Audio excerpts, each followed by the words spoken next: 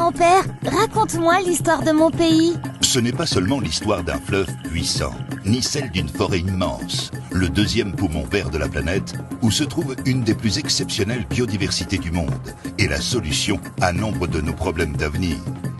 Ce n'est pas seulement une histoire de sapeurs ou de singes intelligents appelés bonobos, ni celle d'une flore et d'une faune unique à l'intérieur d'une nature intacte et sauvage.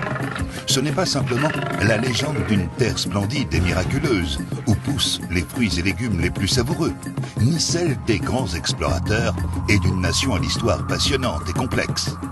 Ce n'est pas uniquement l'histoire d'un peuple chaleureux et accueillant, roi de la bonne humeur, avec un sens inouï de la fête, ni celle d'un endroit où s'effectuent les danses les plus rythmées du monde, ni celle d'un Eldorado minier, ni celle d'une culture à la variété infinie qui se décline dans l'art, les coutumes et le folklore de plus de 450 ethnies. Ce n'est pas seulement l'histoire d'une capitale bouillonnante de plus de 10 millions d'habitants, ni celle de 26 provinces plus belles et plus riches les unes que les autres, ni celle d'un pays étincelant d'opportunités.